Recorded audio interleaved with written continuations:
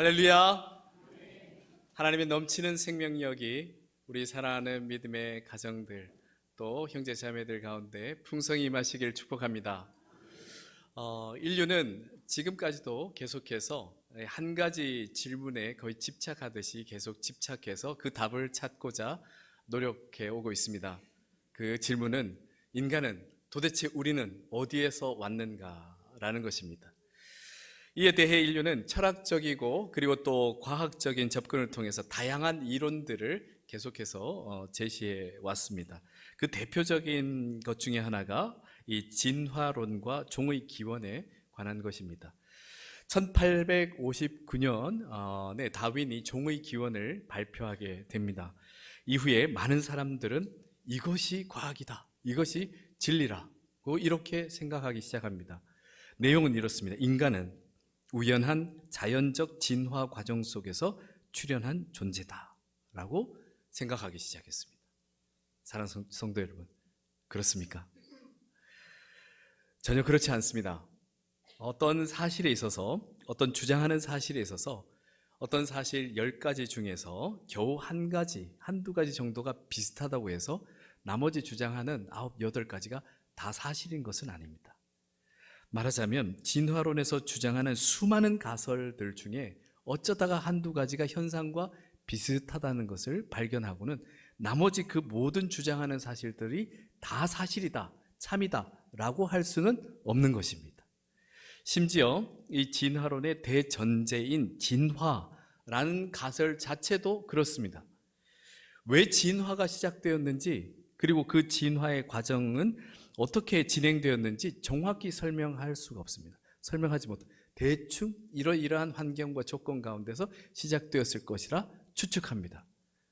그런데 왜 또 진화는 멈췄는지, 그 더 이상 진화가 일어나지 않는지에 대해서도 설명하지 못합니다. 그저 인간은 진화로 우연히 생겨났다라고만 이야기합니다. 우연히 작은 돌멩이가 산에서 굴러떨어져 다른 돌 위에 덜컥 놓일 수 있습니다. 그리고 우연히 바람이 불어서 나뭇잎이 한 장 탁 떨어져서 막 날아가서는 강 위에 동동 떠다니는 배처럼 떠다닐 수도 있습니다. 그리고 우연히 이 물방울이 계속 바위 위에 똑똑똑똑 계속 떨어지면서 조그만한 웅덩이를 만들 수도 있습니다. 하지만 아주 정밀한 카메라의 모든 부품들을 다 분해해 놓고 상자에 넣은 다음에 이것을 우연히 흔들었더니 이 카메라가 다 조립되었네요. 그리고 찍어보니까 사진이 막 찍히네요. 이렇게 되는 경우는 있겠습니까? 왜 대답이 없어요? 있을 것 같으세요? 오늘 집에 가서 카메라 다 한번 뜯어서 이렇게 한번 흔들어 보시기 바랍니다. 백날 흔들어도 안 될 것 같은데 아마. 아니면 혹시나 이 자동차 부품들이 다 흩어져 있는데 갑자기 바람이 휑 하고 불면서 자동차가 막 조립되면서 조금 있으니까 도로를 휑 하고 달립니다. 이것이 가능한 일이겠습니까? 우연히 이런 일은 일어나지 않습니다. 그런데 그것과 비교될 수 없는 인간의 이 눈은 아주 정밀한 카메라보다 더 세밀합니다. 더 섬세하고 정밀합니다. 그리고 인간이 자동차가 달리는 거에 비교도 안 될 정도로 인간은 이 지면을 인식하고 계단을 올라오고 하는 모든 것들을 너무나 자연스럽게 걸어갑니다. 여러분들 걸어 다니실 때 돌이 있구나, 바위가 있구나, 언덕이구나 이런 걸 다 계산하면서 걷습니까? 그저 길 걷지 않습니까? 조금 한눈 팔다가 걸려 넘어질 경우는 있어도 그렇게 자연스러운 이 걸음걸이는 이 첨단 기술이 발전한 지금에도 자연스럽게 구현해내기가 정말 힘든 기술입니다. 그런데 이런 인간이 우연히 만들어졌다고요? 이것을 자세히 살펴보면 이렇듯 인간은 아주 정교하고 질서 있는 창조 질서와 설계와 원리에 의해서 창조되었다는 것을 알 수 있습니다. 인간의 정신세계와 영혼은 놓아두고라도 인간의 육체만 이야기하더라도 인간의 몸은 정밀하게 설계되어서 수많은 기관과 그리고 세포들이 조화를 이루며 인간으로 살아가게 합니다. 그런데도 이 모든 것이 우연히 진화에 의해서 그저 사람이 생겨나게 된 것이다 라고 생각하는 생각과 그 믿음은 말씀드린 것처럼 막 부품들이 흩어져 있는 그 비행기 부품들이 갑자기 막 조립되더니 하늘을 휙 날아갈 것 같은 그러한 이 공상과학 영화에나 나올 것 같은 그런 믿음입니다.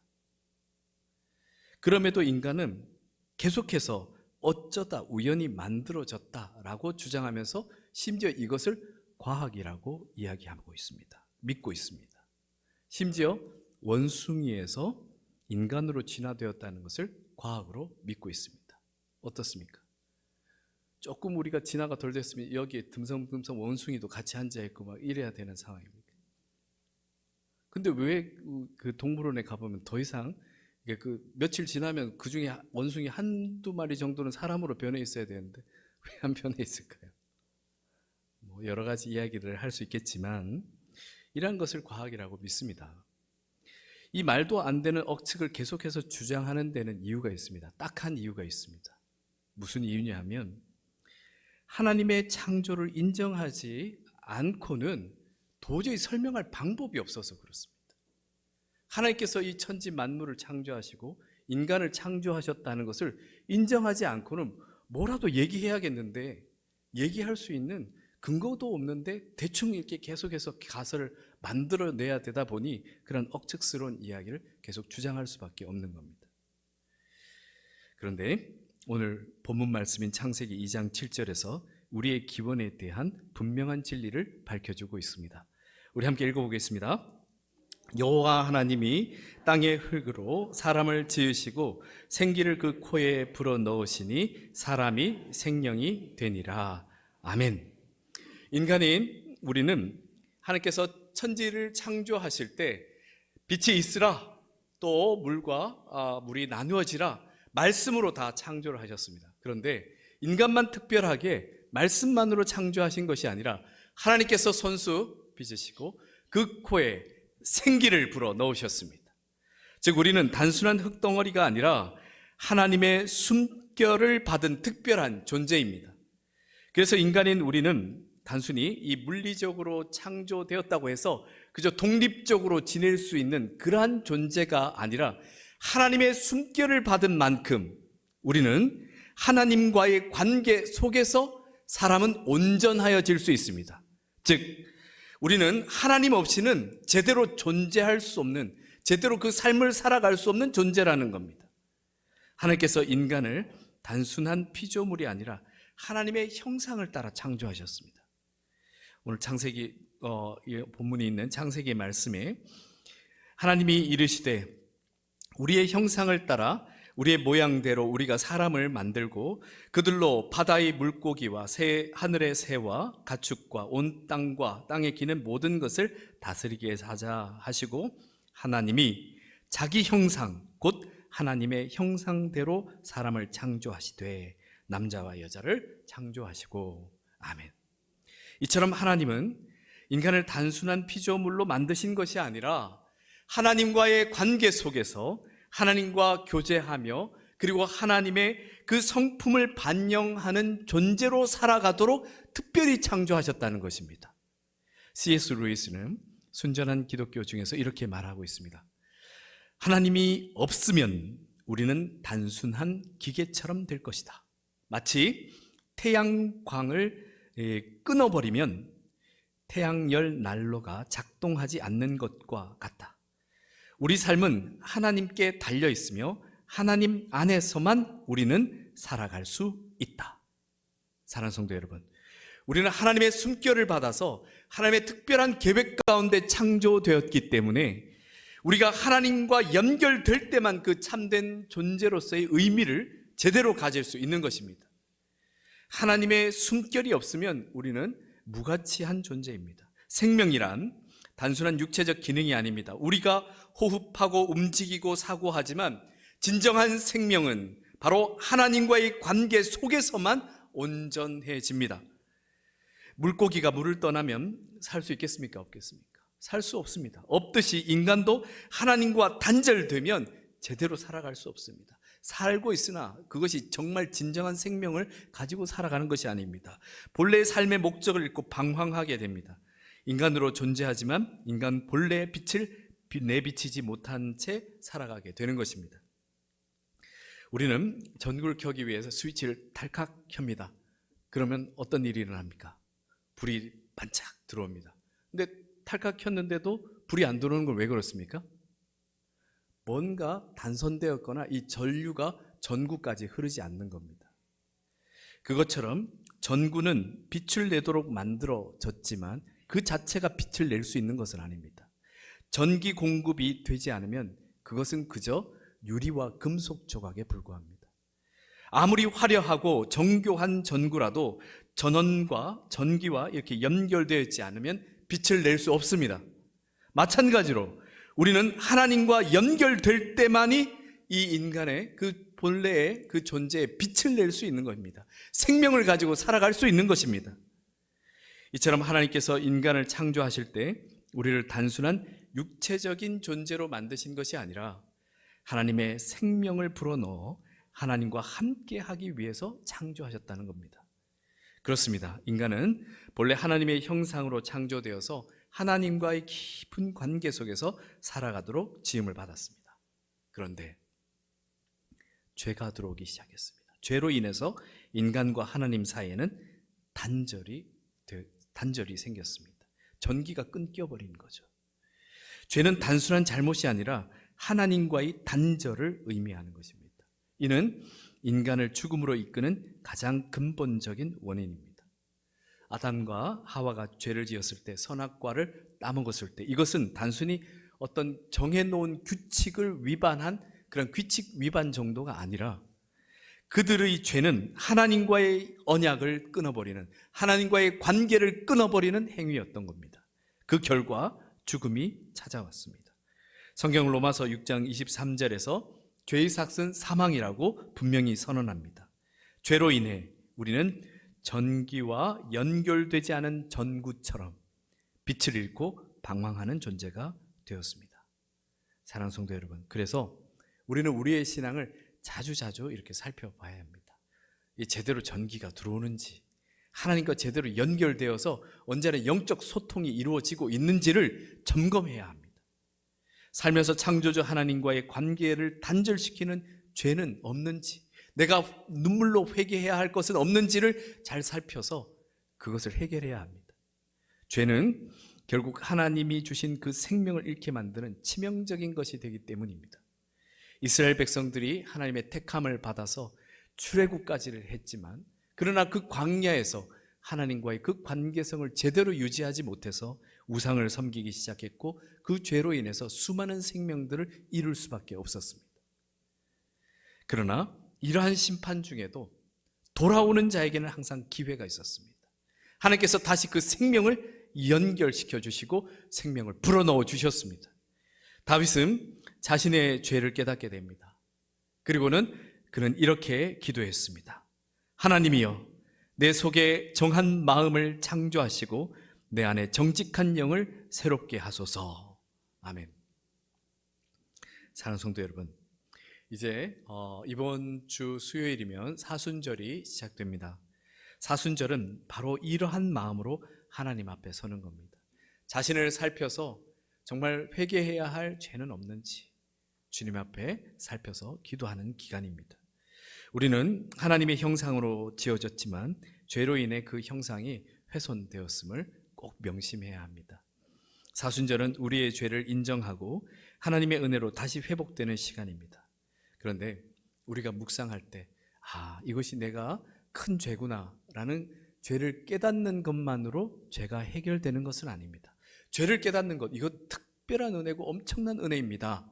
하지만 이것만으로 죄가 해결되는 것은 아닙니다. 우리가 죄를 깨달음과 동시에 반드시 이 죄의 문제를 해결해야 되는데요, 어떻게 하면 좋겠습니까? 그런데 인간 스스로의 힘으로는 이 죄의 문제를 해결할 수 없습니다. 이미 죄인인데, 자기가 죄인인데 어떻게 죄의 문제를 스스로 해결해낼 수 있겠습니까? 그런 타락한 상태에 있는 인간은 죄를 해결할 수가 없습니다. 근데 해결해야 하는데 해결할 수 없는 이러한 딜레마적인 상황을 어떻게 해결하면 좋겠습니까? 그런데 하나님께서 이러한 우리를 포기하지 않으셨다는 겁니다. 여기에 해답이 있습니다. 하나님께서 그러한 죄인인 우리를 포기하지 않으셨습니다. 하나님께서 다시금 새로운 생명을 불어넣기 위해서 이 땅에 예수 그리스도를 보내셨습니다. 요한복음 3장 16절은 이렇게 선포합니다. 하나님이 세상을 이처럼 사랑하사 독생자를 주셨으니 이는 그를 믿는 자마다 멸망하지 않고 영생을 얻게 하려 하심이라. 아멘. 이처럼 하나님께서는 우리를 사랑하셔서 독생자를 보내주셨고, 이 땅에 오신 예수님은 하나님의 그 주신 사명에 순종하여서 우리의 죄를 대신 짊어지시고 십자가에서 고난당하시고 죽으셨습니다. 예수님의 십자가는 단순한 고난이 아닙니다. 이것은 우리의 생명을 되찾기 위한 대속의 사건이었습니다. 그렇습니다. 사랑하는 성도 여러분, 사순절은 단순한 절기가 아니라 생명의 회복을 위한 거룩한 여정입니다.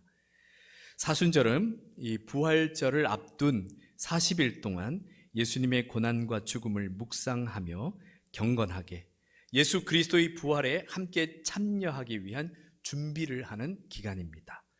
이 사순절은 40일을 이야기하는데요, 이 사순절 기간에 포함되어 있는 주일은 이 40일에 포함되어 있지 않습니다. 이유는 매주 주일은 작은 부활절이기 때문에 그렇습니다.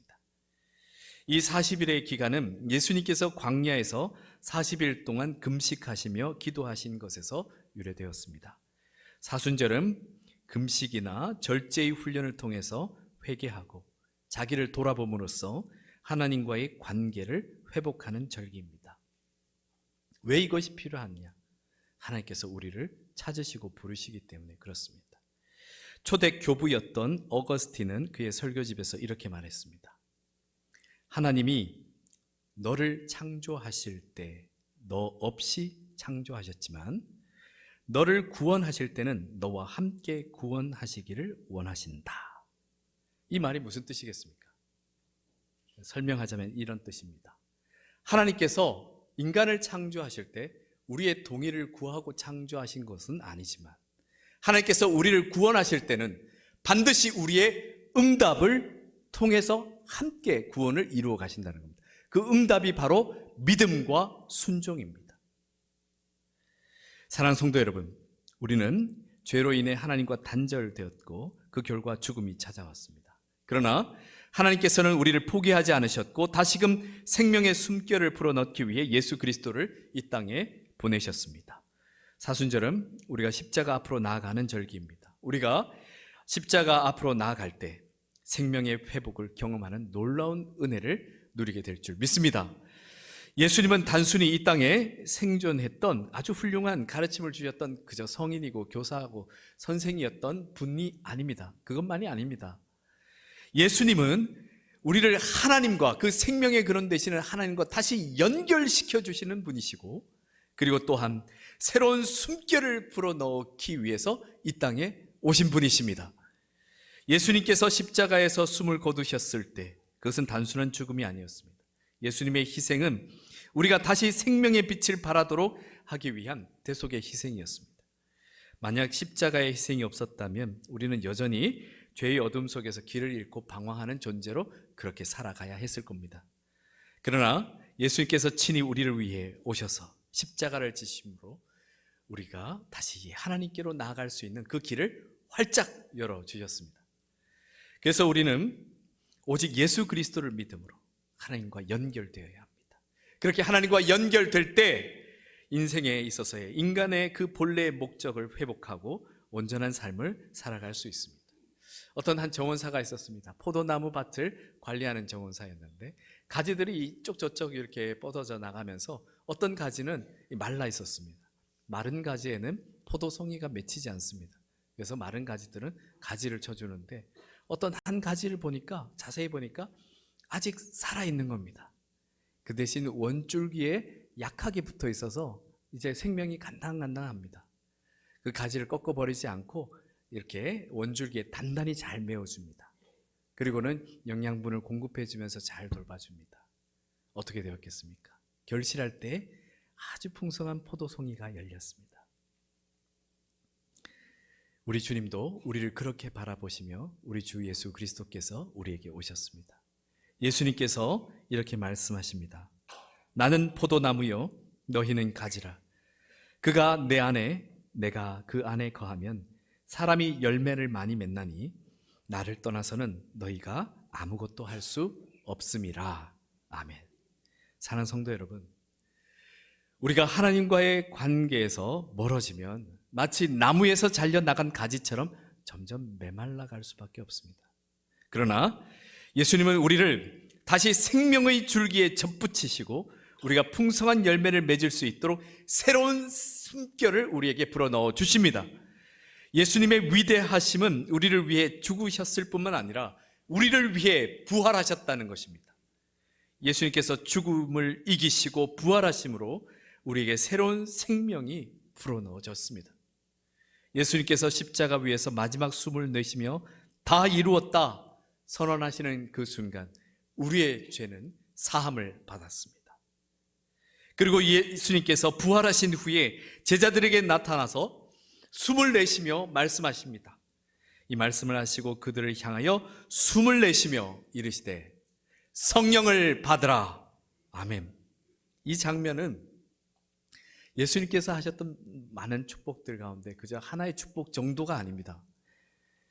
이것은 바로 창세기 오늘 본문 말씀인 2장 7절에서 하나님께서 그 코에 생기를 불어넣으셨던 그 창조의 순간과 연결되어 있습니다. 죄로 인해 인간은 타락했고 하나님의 생명의 숨결을 잃어버렸습니다. 창조주 하나님과의 관계는 단절된 상태로 그저 죽은 채 살아갈 수밖에 없는 존재에게 예수님께서 십자가에서 죽으셨지만 3일 만에 부활하셔서 다시 오셔서 그들에게 숨을 불어넣으시며 성령을 받으라 하셨을 때 새로운 창조가 이루어지게 된 것입니다. 부활하신 예수님께서 숨을 내쉬며 성령을 주신 것은 단순한 상징이 아닙니다. 그것은 새로운 인간의 창조이며 새 사람이 되는 은혜의 순간이었습니다. 그래서 사도 바울은 이렇게 선언한 것입니다. 그런즉 누구든지 그리스도 안에 있으면 새로운 피조물이라.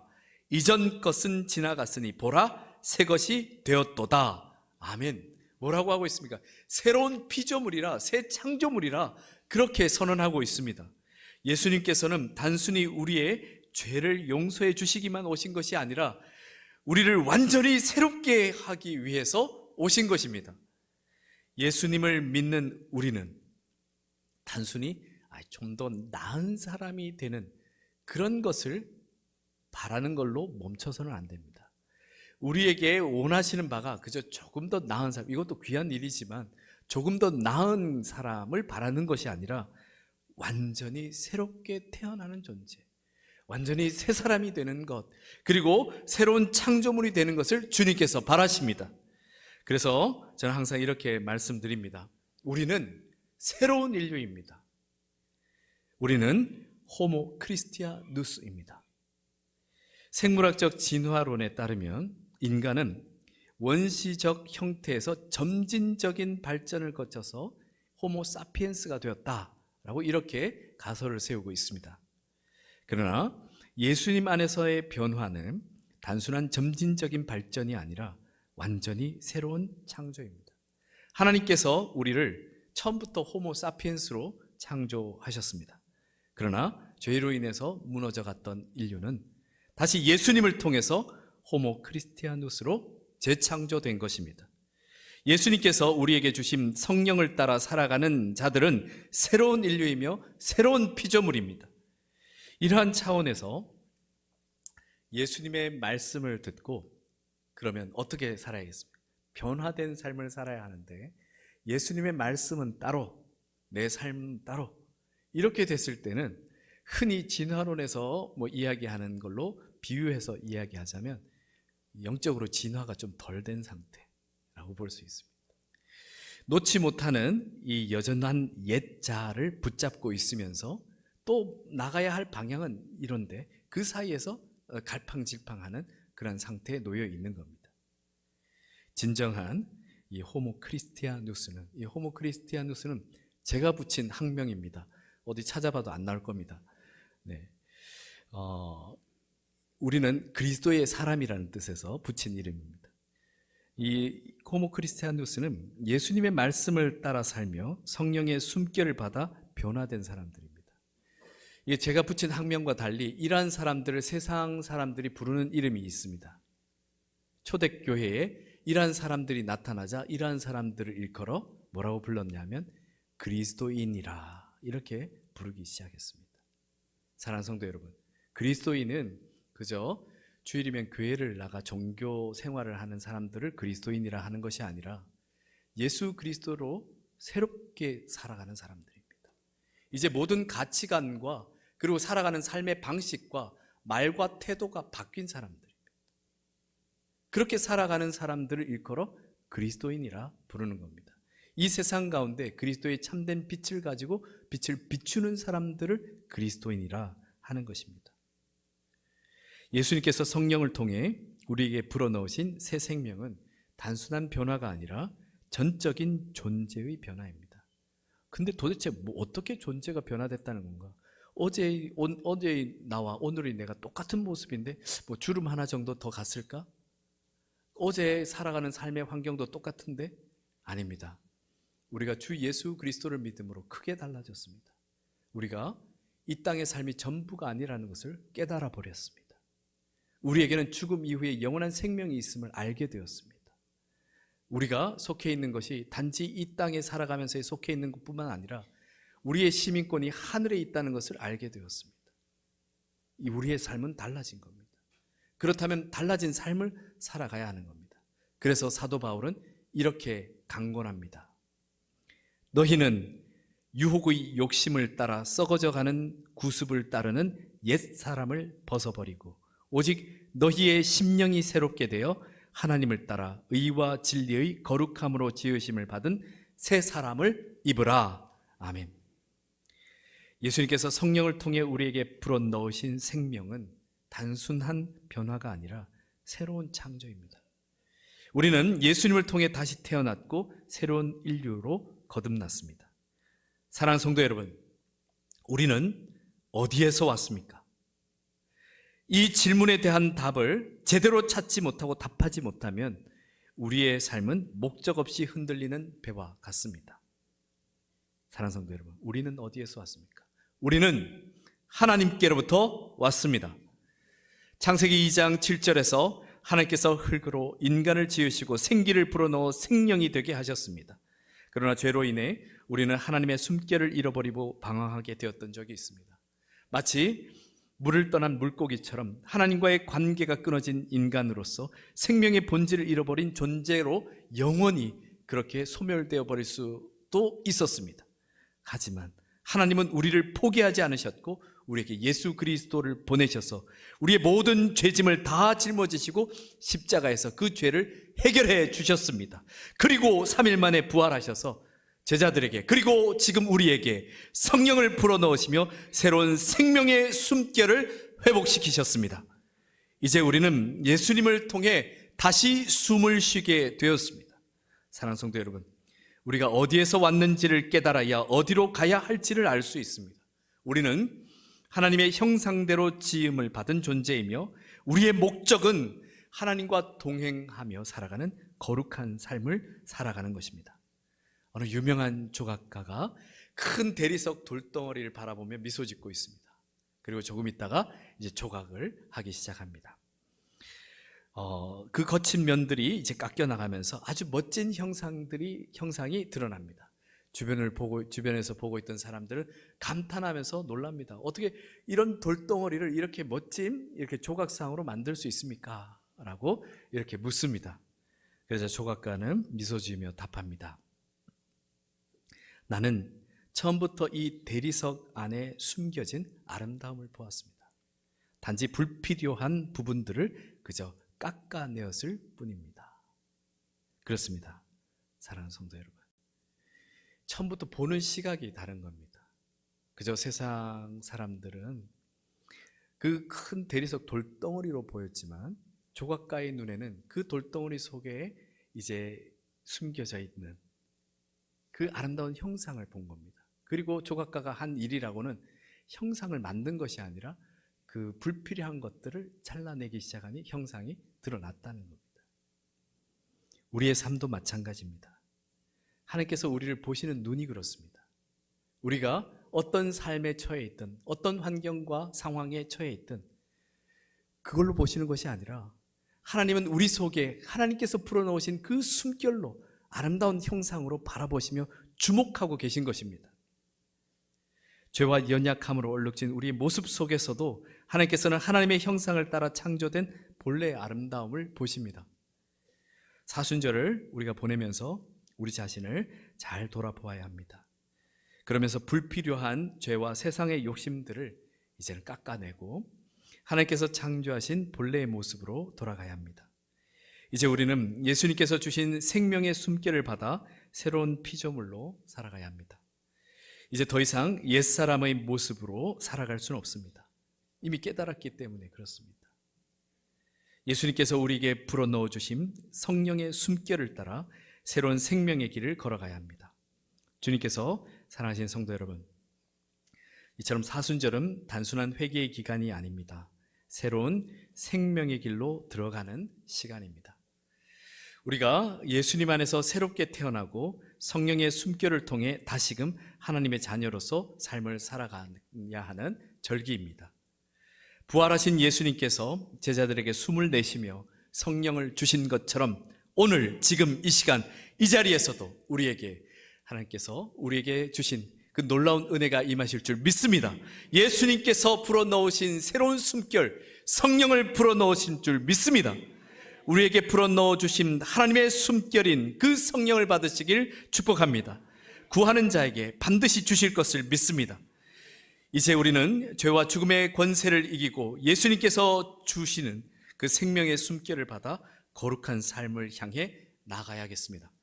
하나님께서 우리를 부르신 목적을 기억하며 그분의 숨결로 충만한 삶을 살아가시는 저와 우리 사랑하는 성도님들 되시기를 축복합니다. 함께 기도드리겠습니다. 사랑과 은혜가 풍성하신 하나님 아버지, 오늘도 우리에게 생명의 말씀을 주시고 주님의 숨결로 새롭게 하심에 감사드립니다. 우리는 하나님께서 창조하신 귀한 존재이지만 죄로 인해 하나님과의 관계가 단절되고 생명의 길에서 멀어졌었습니다. 그러나 예수 그리스도의 십자가와 부활을 통해 우리를 다시 살리시고 새 생명의 숨결을 불어넣어 주심을 감사드립니다. 주님, 이제 우리가 과거의 옛사람이 아닌 새로운 피조물로 살아가게 하옵소서. 사순절을 지내며 우리의 죄를 예수 그리스도의 십자가 아래 내려놓고 주님이 주시는 생명의 길을 따라 걷게 하옵소서. 우리에게 성령을 충만히 부어주시며 주님과 더욱 깊이 연결되어 그리고 또한 교제하며 동행하는 거룩한 삶을 살게 하옵소서. 이제 우리의 삶이 주님을 항상 기뻐하는 예배가 되게 하시고 주님께서 주신 그 생명의 숨결로 충만한 삶을 살게 하옵소서. 우리의 생명이신 예수 그리스도 이름으로 기도드립니다. 아멘.